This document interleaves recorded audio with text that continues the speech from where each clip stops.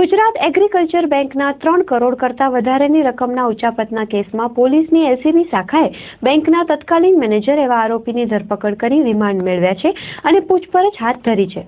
આ અંગે બેંકના મેનેજર શ્રી અશ્વિન મહેતાએ બેંકના તત્કાલીન મેનેજર શ્રી ઉમંગ હસમુખભાઈ ઠક્કર તથા અન્ય સ્ટાફ મળીને કુલ 9 શખ્સો સામે ખોટા દસ્તાવેજો ઉભા કરીને બેંક સાથે 3 કરોડ કરતાં વધારે રકમની છેતરપિંડી કરેલ હોવાની ફોજદારી ફરિયાદ નોંધાવી હતી, જેમાં પોલીસે અગાઉ એક આરોપીની ધરપકડ કરી હતી। ત્યારબાદ આ ગુનામાં બેંકના તત્કાલીન મેનેજર શ્રી ઉમંગ ઠક્કરની ધરપકડ કરીને તેની પૂછપરછ હાથ ધરી છે।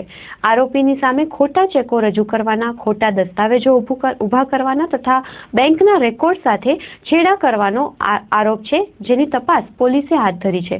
આ અંગે એલસીબીના પ્રવક્તાએ ચંચળ ન્યૂઝ સાથે વાત કરી હતી।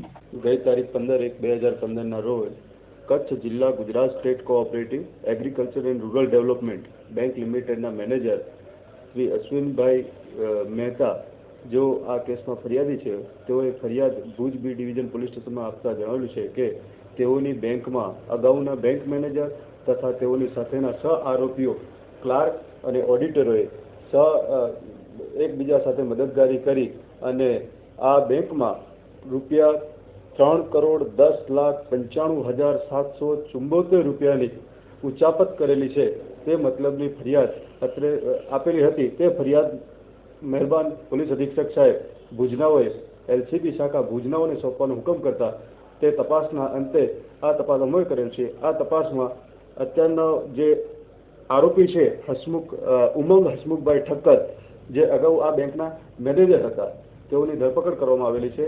આ બનાવ જે આરોપી આચરેલ છે તેમાં તેણે ખોટા દસ્તાવેજો બનાવેલા છે, ખોટા ચેકો બનાવેલા છે અને જે રજિસ્ટરો છે તે રજિસ્ટરો હિસાબી રજિસ્ટરો ગુમ કરેલાની વિગતે મતલબની ફરિયાદ છે। આરોપી હાલ અંડર કસ્ટડીમાં છે અને તેને રિમાન્ડ મેળવી વધુ તપાસ ચાલુ છે। અત્યાર સુધીમાં કુલ 2 આરોપીઓ પકડાયેલા છે।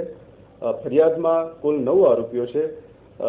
જે હાલનો આરોપી છે એ અગાઉ આ બેંકના મેનેજર તરીકેની તેની ભૂમિકા હતી। તેના મેનેજર તરીકેના સમયગાળા દરમિયાન તેણે તેના સહ આરોપીઓ સાથે મળી ખોટા ચેકો બનાવડાવી, ખોટા બોગસ ખાતાઓમાં એણે ઊભા કરી, જેને નામે જમીન નથી કે જેઓ લોન ધારકો નથી તેઓના નામે લોન ઇસ્યુ કરી અને એ નાણાંનો પોતાના અંગત હેતુ માટે ઉપયોગ કરેલ છે। એની ઉપર એ પ્રકારનો આરોપ છે। ફરિયાદમાં 9 આરોપીઓ જણાવેલા છે અને હાલ આરોપીની રિમાન્ડ મેળવવાની છે। રિમાન્ડ દરમિયાન તથા અગાઉના આરોપીઓની તપાસ દરમિયાન જે ફરિયાદમાં નથી જણાવેલી તેવી પણ નાણાંની ઉચાપતની કુલ રકમ 16,97,000 જે છે એ અત્રેથી શોધી કાઢેલ છે અને હવે આરોપીના રિમાન્ડ મેળવી જે પણ આરોપીઓની વધુ ભૂમિકા જણાશે તે આરોપીઓને અટક કરવામાં આવશે।